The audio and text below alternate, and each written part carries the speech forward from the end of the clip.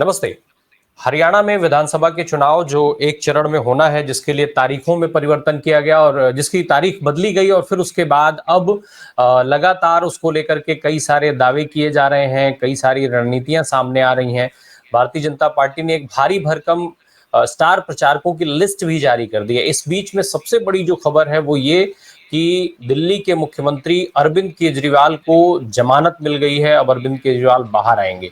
पहले से ही इस बात के कयास लगाए जा रहे थे, चर्चा थी इस बात की कि अब जब सीजेआई साहब से मोदी जी की मुलाकात हो गई है और प्लस हरियाणा में आम आदमी पार्टी का गठबंधन कांग्रेस के साथ नहीं हुआ है, वो अलग चुनाव लड़ रहे हैं, तो अरविंद केजरीवाल को जमानत मिल जाएगी।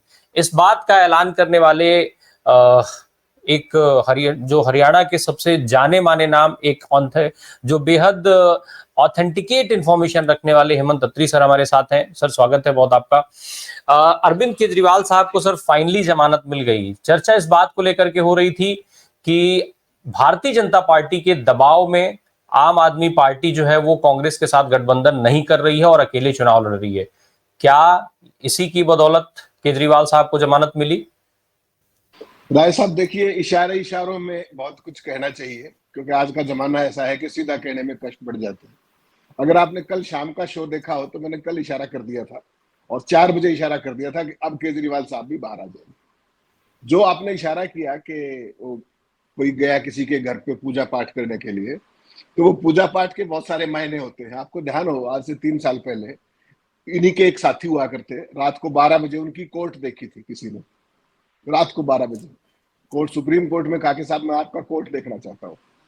और उसके बाद का सब कहा सुना जब इतिहास है, और वो व्यक्ति आज राज्यसभा में है। तो अब जब कल इनके घर गए हैं तो बहुत सारी कहा सुनी बातचीत, जो भी पूजा पाठ, तो आप समझते हैं सारी बातों को। और जिस तरीके से हरियाणा में विधानसभा चुनाव को लेकर के जब ये तय हो गया कि आम आदमी पार्टी चुनाव अलग लड़ेगी, तो बिटवीन दी लाइंस जिसको समझ है पॉलिटिक्स की, वो समझ सकता था उस बात को। उसमें कोई मैंने और आपने अलग से कुछ मान काम नहीं किया। तो एक बेसिक बिटवीन दी लाइंस को पढ़ने की बात थी।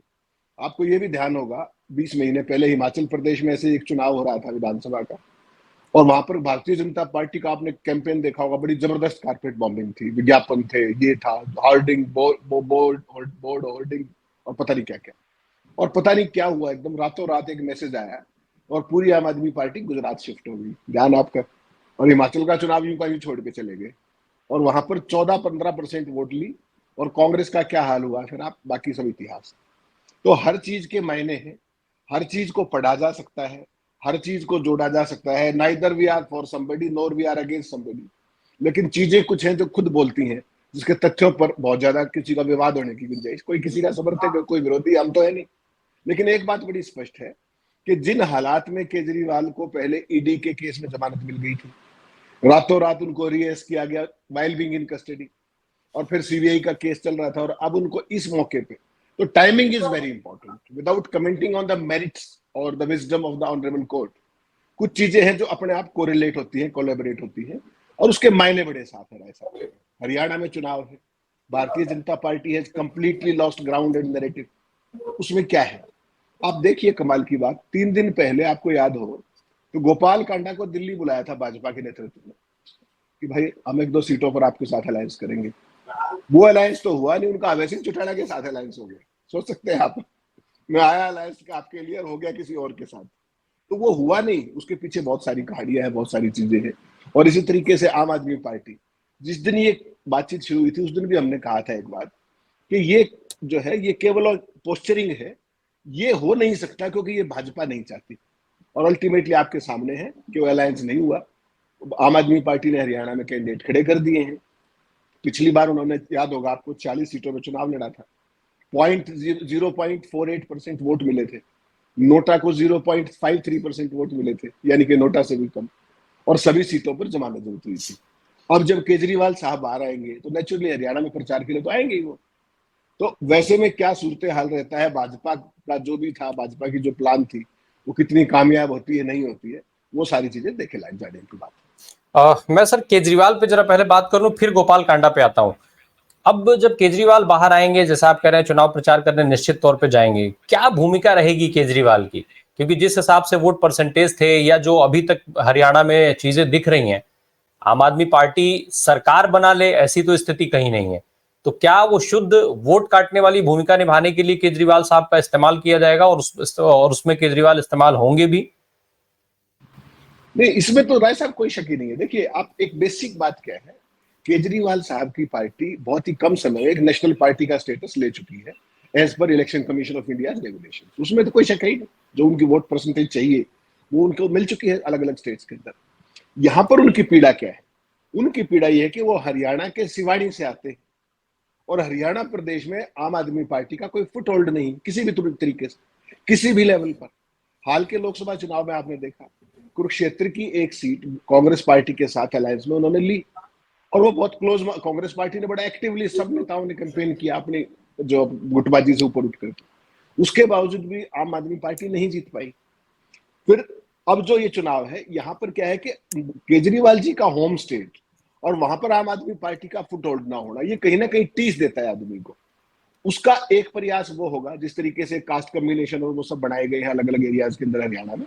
और महत्वपूर्ण बात यह है कि इसका फॉल आउट क्या है। फॉल आउट अगर आप देखेंगे हरियाणा की, आपको पता है कास्ट रिडन पॉलिटिक्स है। बहुत सारे लोग ये कहते हैं, बहुत सारे लोग, और भाजपा भी ऐसा मानती है कि केजरीवाल जब भी जाते हैं, जहां भी जाते हैं, वो कांग्रेस के वोट काटते हैं। आपने भी सुना होगा, ये बार बार हर डिस्कोर्स में होता है। हरियाणा की स्थिति थोड़ी सी अंतर है। हरियाणा की स्थिति क्या है कि केजरीवाल साहब एक पर्टिकुलर बिरादरी से आते हैं और हरियाणा में वो बिरादरी ट्रेडिशनली संघ और भाजपा की पोषक, वित्त पोषक, सहयोगी और क्या बोलते हैं उसको, सपोर्टर। हर रूप में जो बनिया कम्युनिटी है हरियाणा में, वो भाजपा और संघ उसको कहीं ना कहीं आज से नहीं, बरसों से, दशकों से सपोर्ट करती आई है। तो मुझे ये लगता है कि जो भी वोट आएंगे, आप हरियाणा में ये नहीं कह सकते कि वो केवल कांग्रेस पार्टी के ही वोट काटेंगे। मेरा स्पष्ट मानना है कि अगर केजरीवाल को कुछ वोट मिलता है हरियाणा के अंदर, सीट की तो मैं नहीं कह सकता, कुछ सीटों पर जमानत बच सकती है। पिछली बार तो 40 में जमानत जब्त हुई थी, 40 में 40। तो इस बार उनका जो भी आएगा, जो कुल मिलाकर के फलसफा, उसमें यह है कि जो भी वोट उनको मिलेंगे उसमें से हो सकता है कांग्रेस की 60% वोट काटे हो कुल मिला के जो उनको मिलेंगे, लेकिन उनमें से 30-35% बीजेपी की भी होंगी, संघ की भी होंगी। ऐसा नहीं मान सकते कि आप वो सिर्फ कांग्रेस के नुकसान करेंगे, क्योंकि हरियाणा का कास्ट कम्बिनेशन इस तरीके का है। ऐसा जी। सर, गोपाल कांडा का नाम लिया आपने। गोपाल कांडा साहब का गठबंधन तो आईएनएलडी और बीएसपी के साथ हुआ है, लेकिन वो खुद इस बात का दावा कर रहे हैं कि सत्ता में भारतीय जनता पार्टी आ रही है। तो क्या माना जाए कि आईएनएलडी और बीएसपी का गठबंधन भाजपा के लिए काम कर रहा है? इसमें कहा कभी किसी को शक होना कैसे चाहिए राय साहब? आप तो इतने सीजन्ड जर्नलिस्ट हैं, पुराने साथी हैं। आप ये बताइए कि जो Indian National Lok Dal party traditionally किसकी अलाई रही है? चौधरी देवलाल के जमाने से देखिए, आज से मत देखिए आप, चौधरी देवलाल जी के जमाने से 80s 70s इमरजेंसी के बाद से वो कभी कांग्रेस के अलाई हो ही नहीं सकते। ना तो आईएनएलडी हो सकती और ना ही उसका जो ऑफशूट है, जो पिछली बार 2019 में गठन हुआ जेजेपी का, वो भी उसी का तो ऑफशूट है, उसी में से टूट के बनी हो। तो उन दोनों की मजबूरियां एक है कि उनकी राजनीति हरियाणा के हो या देश के अंदर हो, वो कांग्रेस के खिलाफ की राजनीति है। तो उसमें फिर सेकंड फोर्स कौन है? भारतीय जनता पार्टी। आप कितना ही कह लो कि हम उनके साथ नहीं जाएंगे, लेकिन सारी कहानी तो आपके सामने है। कौन किसके कहने पे किसको कैंडिडेट उतार रहा है, किसके कहने से किसकी टिकट काटी जा रही है, किसके कहने से किसको टिकट दी जा रही है, कहां पर दी जा रही है, क्यों दी जा रही है, अलायंस किसका किससे कराया जा रहा है। सिरसा की पॉलिटिक्स देख लीजिए पिछले 4 दिन की, आप एकदम समीकरण बदले। जो कांडा बीजेपी के लगातार अलाई रहे, मनोहर लाल को फार्म हाउस देने की बात करते थे, मनोहर लाल जी से बड़ा कोई संत नहीं बताते थे वो सारी चीजें। और प्लस मैं पहले दिन से कहता हूं, आज से नहीं, कि अभय सिंह चौटाला कितना ही कहें कि मैं बीजेपी के साथ नहीं जाऊंगा या ये नहीं, वो किसके साथ जाएंगे बताइए?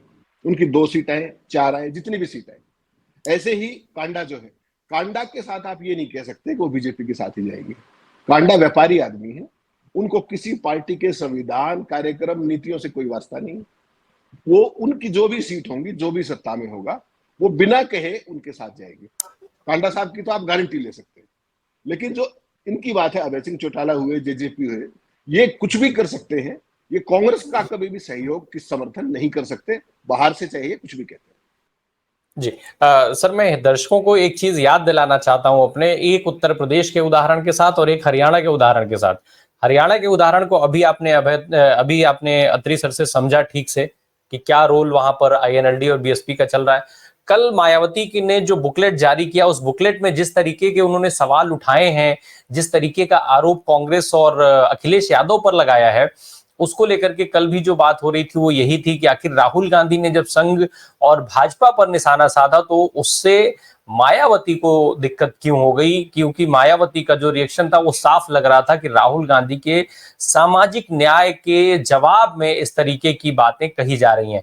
तो ये दो उदाहरण ऐसे हैं जो बीएसपी के एक बार फिर से मौजूदा सियासत पर बड़ा सवाल उठाते हैं, बहुत बड़े क्वेश्चन मार्क के साथ, कि बीएसपी क्या वास्तव में जो दलित समुदाय जिसकी राजनीति वो करती आई है वो उस पर काम कर रही है, या फिर वो सिर्फ और सिर्फ अब अपने अस्तित्व की लड़ाई से बुरी तरीके से लड़ती हुई दिखाई दे रही है। किसी तरीके से मायावती खुद को बचाए रखना चाहती हैं, कुछ वोट बैंक उनके पास बचा रहे ताकि वो सुरक्षित रहें भारतीय जनता पार्टी के हाथ से। अन्यथा की स्थिति में ईडी, सीबीआई जैसी तमाम एजेंसियों के आरोप उनके ऊपर लगते रहे हैं कि बहुत इन्हीं मैनेजमेंट की वजह से वो बची हुई हैं।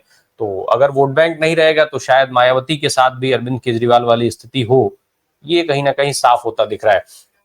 खैर, हम हरियाणा की तरफ चलते हैं। हेमंत सर से बहुत सारी जानकारी लेनी है। हेमंत सर, भारतीय जनता पार्टी ने अपने स्टार प्रचारकों की एक भारी भरकम लिस्ट जारी कर दी है। क्या कुछ असर डाल पाएगी ये सूची और इसके जो स्टार प्रचारक हैं?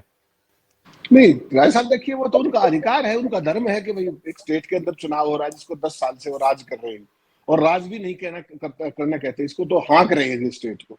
दे are taking a state like Haryana for granted, जो मर्जी आए जिस तरीके से वो कर रहे हैं। तो ये तो उनका अधिकार है कि वो कैंपेन करेंगे, लेकिन सवाल फिर वही है राय साहब, जो मूल में सवाल है हरियाणा के, वो अगर हरियाणा के इस पूरे चुनाव को आप देखना चाहें तो 3 शब्दों के अंदर इस पूरे चुनाव का खाका खींच सकते हैं, और वो 3 शब्द हैं किसान, नौजवान और पहलवान। ये 3 है, इसके अलावा तो कुछ नहीं। जवान के अंदर सारी बेरोजगारी सब कुछ आ गया, वो किसान, नौजवान और पहलवान। पहलवानों में महिला पहलवान भी आ गई और पुरुष पहलवान भी आ गई, यानी कि स्पोर्ट्स भी। इन तीनों के ऊपर जो हरियाणा का मैक्सिमम वोट शेयर है, इन 3 उसमें बढ़ता है। इनमें भारतीय जनता पार्टी कहाँ खड़ी है? पहली बात, भारतीय जनता पार्टी के जो सबसे बड़े स्टार प्रचारक हैं श्रीमान नरेंद्र मोदी जी, आपको उन तीनों के साथ, ये जो 3 वर्गों का मैंने जिक्र किया, इन तीनों के साथ उनकी क्या अदावत है, ये कोई मुझे और आपको कहने की जरूरत नहीं है। 378 दिन तक किसान दिल्ली के बॉर्डर्स पे बैठे रहे, हरियाणा की सरकार ने वहां पर किले और बॉर्डर्स लगा करके उनको दिल्ली नहीं जाने दिया। प्रधानमंत्री जी ने क्या कहा कि आपकी सारी मांगों पर सकारात्मक विचार करेंगे, आप चले जाइए। वो आ गए, उसके बावजूद कुछ नहीं हुआ, उन्होंने इंतजार किया महीनों तक, और अब वो 211 दिन से शंभू बॉर्डर पे बैठे हैं फिर, और खनौरी बॉर्डर पे बैठे हैं, और हाई कोर्ट के आदेश के उसको हाईवे को खोलिए, सरकार हरियाणा ने वो खोला नहीं, सुप्रीम कोर्ट चली गई और वहां पर एक कमेटी बनवा दी गई, यानी कि सड़क आज भी बंद है और हरियाणा सरकार के द्वारा बंद है। किसान तो सड़क बंद करने आए नहीं, वो तो आपने डेमोक्रेटिक राइट्स के लिए दिल्ली जाना चाह रहे हैं, उनको आप जाने नहीं दे रहे। 3 राज्यों का आपने रास्ता रोक रखा है सरकार ने, हरियाणा, पंजाब, हिमाचल, और यहाँ तक कि J&K की भी आपको पता है वही रास्ता बनता है जो शंभू बॉर्डर वाला है। ये हरियाणा की गवर्नेंस की एक कहानी है कि जो हमारे पहलवान थे वो कितने दिन तक बैठे रहे जंतर मंतर पर, 15-15 रुपए के मेडल बताए गए, और हालत ये हुई कि किसी बच्ची ने अगर कोई शिकायत की दिल्ली पुलिस को, आजकल तो ऑनलाइन भी FIR लॉन्च होती है राय साहब, आपको तो पता है, ऑनलाइन आप कंप्लेंट कर दीजिए, FIR हो जाएगी। वो देश की, दुनिया की इतनी बड़ी इंटरनेशनल पहलवान वो कंप्लेंट दे रही है जाके, और दिल्ली पुलिस ने FIR दर्ज नहीं की। और FIR कब दर्ज हुई? सुप्रीम कोर्ट की इंटरवेंशन पे। तो हरियाणा वही हरियाणा है, ये वही यही की बेटियां थी। हरियाणा के जवानों की बात कर लीजिए आप, हरियाणा का जो जवान है, देश का हर 10वां फौजी हरियाणा का है, और उनको आपने अग्निवीर बना दिया। लाखों बच्चे, हजारों बच्चे मतलब सड़कों पर दौड़ते थे, वर्जिश करते थे, फौज का एक कैरियर था, उसको आपने 4 साल का ठेके का एक कारिंदा बना के रख दिया। तो इस बैकग्राउंड में भारतीय जनता पार्टी के कौन कौन से स्टार कैंपेनर क्या इन विषयों को छू भी पाएंगे, आपको लगता है? क्योंकि मुद्दे 3 हैं, तीसरा 3 के अलावा कोई मुद्दा नहीं है।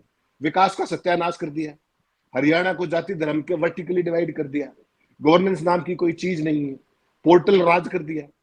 कोई एक व्यक्ति या एक समुदाय या एक वर्ग, भारतीय जनता पार्टी ये बता दे कि वो हमसे संतुष्ट है, कोई एक, उनकी इच्छा के मुताबिक, और किसी एक अपनी पॉलिसी या प्रोग्राम पे 10 साल में भाजपा कोई अचीवमेंट बता दे। फर्जी जो ये आपके एड कैंपेन है, नॉन स्टॉप हरियाणा, आपको पता है करोड़ों रुपए सरकारी खर्चा फूक दिया, करोड़ों रुपए लगा दिए अखबारों में विज्ञापन देने के। और वो नॉन स्टॉप हरियाणा एक्चुअल में वो फुल स्टॉप हरियाणा है। किसी पैरामीटर पर देख लीजिए आप, किसी भी पैरामीटर पे आप, इकोनॉमिक पैरामीटर पे देखिए, सोशल पैरामीटर पे देखिए, और रोजगार में देख लीजिए, 37.5% बेरोजगारी हरियाणा जैसे प्रदेश में। 10 साल आपने शासन किया है, 3.5 लाख में से 2 लाख सरकारी पद खाली पड़े हुए, ये आपने रोजगार का हाल किया। पूरे देश के लोग, हरियाणा 3 तरफ से दिल्ली से घेरता है, पूरे देश के लोग यहाँ रोजगार के लिए आते थे, आज हरियाणा के बच्चे सड़कों में धक्के खा रहे हैं। ये है कुल मिला के जो भारतीय जनता पार्टी ने हरियाणा को दिया है। किसी जिले में चले जाइए आप, तो गुड़गांव देखते होंगे, सारे एरिया में 4 बूंद गिरी नहीं, सड़कों पर पानी पानी। पूरे हरियाणा गंदगी से, बदबू में सड़ रहा है, कहीं कोई डस्टबिन तक की व्यवस्था नहीं है। स्वच्छता की बात करते हैं प्रधानमंत्री। तो बेसिकली राय साहब, इशू क्या है कि हरियाणा में कोई स्टार कैंपेनर आ जाए, हरियाणा में इस बार जो स्थिति है वो आपको आपकी परफॉर्मेंस पे आंकेंगे। कारण क्या है? हरियाणा भारतीय जनता पार्टी की ट्रेडिशनल स्टेट नहीं है राय साहब। 2014 में किस बात पे आए थे? अच्छे दिन, दिल्ली बड़ा असर था, वहां पे मई में चुनाव हुआ, हरियाणा में अक्टूबर में चुनाव हो गया। तो अच्छे दिन का बुखार चढ़ा था देश को, हरियाणा वाले भी उसमें आगे, सरकार बनवा दी, 47 आ गए। 19 में बेड़ा गर्क था और बहुत ही बुरा हाल होने वाला था इनका। तब क्या हुआ? एक तो जो गोदी मीडिया है उसमें दिखाया कि 78 से 83 सीट आएंगी, फर्जी सर्वे आए, आपने देखे होंगे, चैनलों के नाम लेना ठीक नहीं। और उसके ऊपर पुलवामा और बालाकोट की वही चाशनी देशभक्ति की, और बहला फुसला के हरियाणा की भोली जनता को 40 सीटें फिर हथिया ले गए। जो जेजेपी ये कहती थी कि अब की बार यमुना पार भाजपा, वो उनके पक्के यार, 4.5 साल सरकार चलवाया, उसके बाद अलग बीजेपी ने उनको लात मारी। और जो अपने क्या नाम, दुष्यंत चौटाला जो है, वो राजनीति के पहले अग्निवीर बन गए, वो घर बिठा दिए बीजेपी ने। तो इन सारे घटनाक्रम की बैकड्रॉप में अगर आप देखेंगे कि जब आपके पास परफॉर्मेंस के नाम पे कुछ नहीं है, जब आपके पास दावा करने के लिए कुछ नहीं है, नेट डिलीवरी कुछ नहीं है, तो आप किस बात पे वोट मांगेंगे? आपके पास तो एक ही फेवरेट सब्जेक्ट आपका है कि वर्टिकल डिवीजन कीजिए। डिवीजन किस बात का? जात और धर्म का, हिंदू मुस्लिम जो फेवरेट है। हरियाणा में वो नहीं चल सकता, 2.5% मुस्लिम है, 4 कंस्टिट्यूएंसीज में है, तो फिर यहाँ क्या करेंगे? जाट नॉन जाट का। इस बार हरियाणा का आम आदमी, ग्रामीण आदमी, किसान, जवान, नौजवान, हर वर्ग एक बात समझ चुका है कि इनके पास विभाजन के अलावा कुछ नहीं है।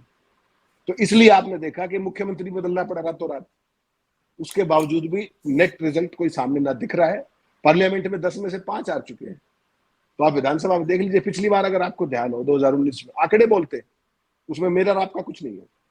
अगर 2019 में लोकसभा की बात करेंगे आप, तो 2019 में लोकसभा में बीजेपी को 56% वोट मिले थे मई में, और जब अक्टूबर में 4 महीने बाद चुनाव हुआ तो बीजेपी का वोट रहेगा 36%। तो इस बार तो बीजेपी का ऑलरेडी 44% है, तो उसमें से कितना घटेगा आप देख लीजिए। क्योंकि हमारे यहाँ लोकसभा का पैटर्न वोटिंग का अलग है और विधानसभा का अलग है, ये आपने लगातार देखा है।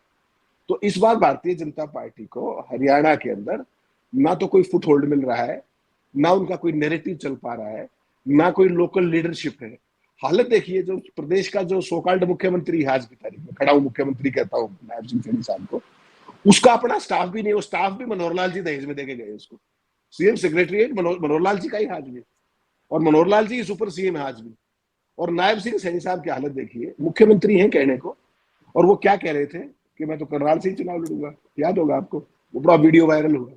और हम कह रहे थे लाडवा से चुनाव लड़ेंगे, मैं और आप कह रहे हैं लाडवा से, वो कह रहे हैं मैं करनाल से लड़ूंगा, और अब उन्होंने लाडवा से फार्म भरा है। तो जिस मुख्यमंत्री को अपनी कंस्टिट्यूंसी का ना पता हो, वो क्या तो स्टेट चलाएगा? वो मुख्यमंत्री का कमाल देखिए आप, गजब है।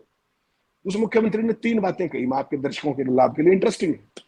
पहला, उन्होंने जैसा मैंने बताया कि मैं करनाल से चुनाव लड़ूंगा, लाडवा जाके टिकट।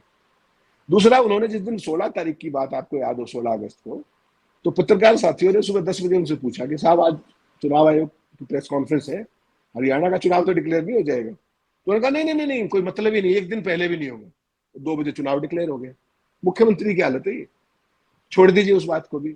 सबसे इंटरेस्टिंग बात अभी हुई, 3-4 दिन पहले हमने एक शो किया और उसमें मैंने बताया कि बीजेपी कुछ प्रत्याशी बदल सकती है, और खास तौर पे वो पेहवा वाला अजराना, जिसको पता, जो मोदी जी गालियां दे रहा था। तो उन्होंने कहा, मनोहर लाल ने कहा, सुपर सीएम ने, और जो खड़ाऊ सीएम अपने नायब सिंह सैनी, दोनों ने क्या कहा कि भारतीय जनता पार्टी की संस्कृति नहीं है कैंडिडेट बदलने की। वो अजराना बदला कि नहीं बदला? डीडी गौतम आए कि नहीं आए? तो जो कुछ ये कहते हैं उससे नहीं, ठीक अजराना उल्टा होता है। सर, अजराना तो ये भी कह रहे हैं कि भाजपा ने हमसे जबरदस्ती टिकट छीना है और भाजपा कह रही है कि उन्होंने टिकट वापस लौटाया है। और इसमें इंटरेस्टिंग बात एक और है, वो मैं बता दूं राय साहब आपको, जो कोई नहीं बता रहा। जो उनकी बिरादरी है, सिख बिरादरी, जट सिख बिरादरी, वो मोदी के इतने खिलाफ है एक्चुअल में, जो इनसाइड स्टोरी है। उन्होंने अजराना साहब को कहा कि तुम इस टिकट पर चुनाव नहीं लड़ोगे, मोदी की टिकट पर चुनाव नहीं लड़ोगे। हकीकत ये है। तो दोनों अपनी अपनी फेस से भी एक्सरसाइज कर रहे हैं। लेकिन हकीकत क्या है कि जो अजराना साहब है वो एक, जो होता है ना, नेचुरल सा मुंह फटा आदमी, जो सच है सच को कह दिया। उन्होंने कहा कि मोदी से निकम्मा प्रधानमंत्री कोई नहीं हुआ, स्टेज पे कहा, और पुतले जला रखे थे। तो जैसे ही उनको टिकट दी, तमाम हमारे जैसे साथियों ने बताना शुरू किया कि भाई इनकी तो ये बैकग्राउंड।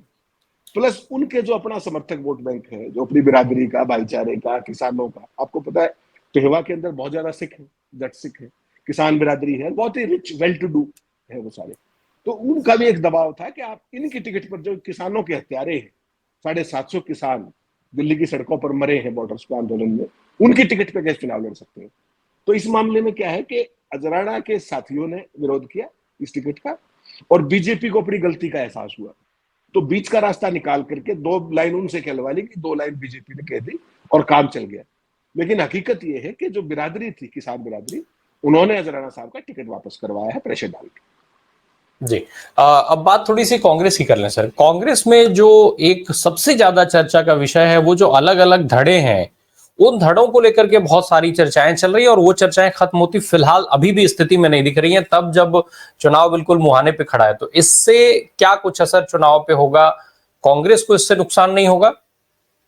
नहीं, देखिए, दोनों चीजें राय साहब, आपका अच्छा सवाल है ये, और ये सवाल पूछा ही जाना चाहिए। आज की तारीख में हकीकत ये है कि हरियाणा में कोई कुछ भी कहे, हरियाणा में आज की तारीख में कांग्रेस पार्टी के फेवर में एक अंडर करंट है। और कोई ये कहे, कोई कांग्रेसी कहे या कोई भी कहे कि हमारे गजब के काम के कारण है, ऐसा बिल्कुल भी नहीं। ये गलतफहमी कांग्रेस ही छोड़ दे। जो भी कुछ कांग्रेस पार्टी को जन समर्थन मिल रहा है, जो भी अंडर करंट है, वो भारतीय जनता पार्टी की नाकामियों के कारण है, भारतीय जनता पार्टी की घनघोर विफलताओं के कारण है, वादा खिलाफी के कारण है, उनकी शासन की प्रणाली के कारण है। नंबर एक। नंबर दो, आज की तारीख में जब हम बात कर रहे हैं, कल वो जो है अपने नॉमिनेशंस खत्म हो गए हैं, आज से कैंपेनिंग फॉर्मली शुरू हो गई है, 16 तारीख को नाम भी वापस होंगे। आज जब हम बात कर रहे हैं तो कांग्रेस पार्टी के कथित तौर पर 31 बागी मैदान में है, 31, और बीजेपी के 29, यानी कि 1/3 ऑफ ईच पार्टी बगावत की स्थिति है। उनमें से कुछ काम चलाऊ बागी हैं, कुछ फॉर्मिडेबल बागी है, जैसे सावित्री जिंदल एक बागी है, जैसे अपने राजीव जैन एक बागी है। ऐसे कुछ बागी हैं जो फॉर्मिडेबल भी, ऐसी बात नहीं। कांग्रेस पार्टी का जहां तक सवाल है, कांग्रेस पार्टी ने इस बार, जो कहते हैं ना, दूध का जला छाछ को फूंक मार के पीता है, तो इस बार आपने कांग्रेस पार्टी के टिकट डिस्ट्रीब्यूशन का पैटर्न देखा होगा। उन्होंने इतनी, उसकी 90 सीटों की इतनी किस्तें बना दी कि मैं और आप गिनना भी भूल गए कि भाई कितनी लिस्टें आ चुकी है अब तक। पहली लिस्ट उन्होंने दी बहुत ही सेफ मोड में कि भाई जो सीटिंग है उनको गेटिंग 32 टिकट। उसके बाद एक और सीटिंग रह गया था, उसकी दे दी। फिर उसके बाद 5 दे दी। इस तरीके से, और कल दोपहर, कल 3 बजे तक नॉमिनेशन थे, और कल 11:15 बजे तक टिकटें बटी। तो कांग्रेस पार्टी उस तरीके से, जो जितनी बड़ी लेवल पे बगावत होनी थी, उसका कुछ हिस्सा रोक पाने में रणनीति के तहत कामयाब हुई है। लेकिन आपका मूल सवाल जो है कि वो है गुटबाजी। उस गुटबाजी का देखिए, कांग्रेस कांग्रेस को हराती है। हरियाणा में तो ये सदा से आपने सुना ही है, पूरे देश में भी सुना है। कांग्रेस की सबसे बड़ी शत्रु बीजेपी नहीं है, कांग्रेस है। हरियाणा के अंदर इस बार क्या हुआ है कि जो 90 सीटें हैं, उनमें से करीब करीब 72 सीट जो है वो भूपेंद्र सिंह हुड्डा जी के खेमे को मिली है। 9 से 10 सीट शैलजा जी के खेमे को मिली है। 1 सीट कैप्टन अजय यादव के बेटे को मिली है। इसी तरीके से 2 सीट रणदीप सुरजेवाला को मिली है, कैथल और अपने नरवाना। और बाकी जो सीटें हैं वो मैनेजमेंट कोटे में है। मैनेजमेंट कोटा समझते हैं ना आप, एआईसीसी का, वो कैसे मिलती है, क्या है। तो कुछ सीटें उसकी भी।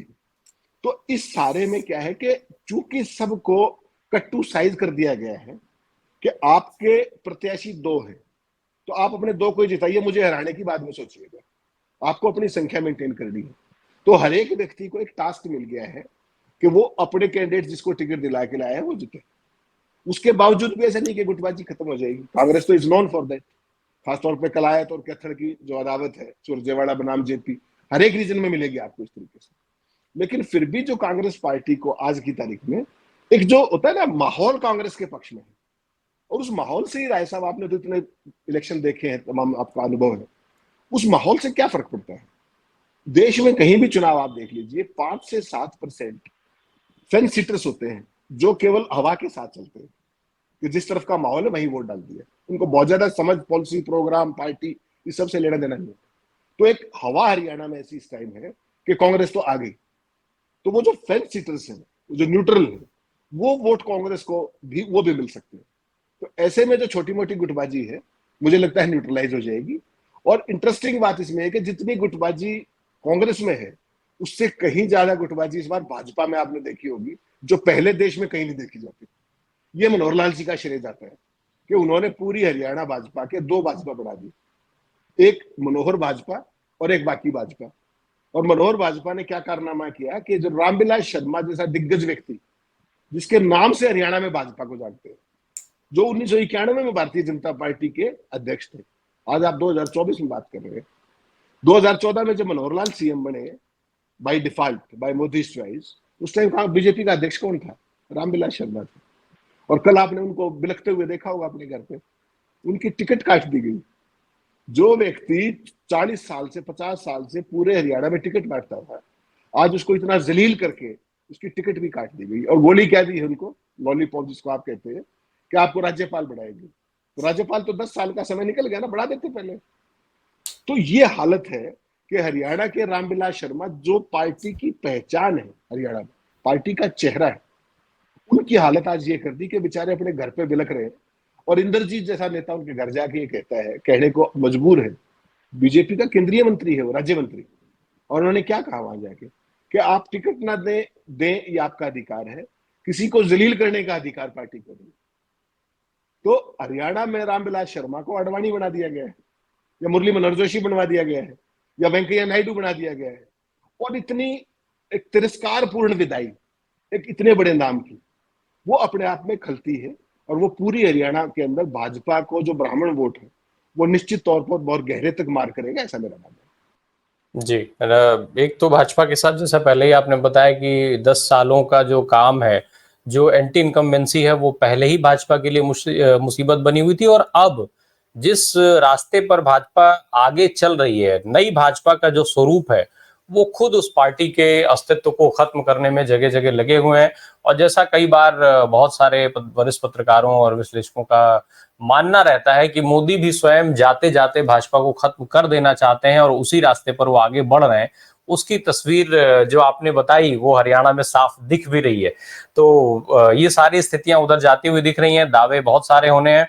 चुनाव प्रचार अब आज से ऑफिशियली जब शुरू होगा तो 10 सालों में कुछ नहीं हो पाया, लेकिन आगे किस तरीके से भविष्य के सपने बेचे जाएंगे, ये देखना बहुत इंटरेस्टिंग होगा। बहुत बहुत धन्यवाद हेमंत सर, इन महत्वपूर्ण बातों और सवालों पर हमसे चर्चा करने के लिए।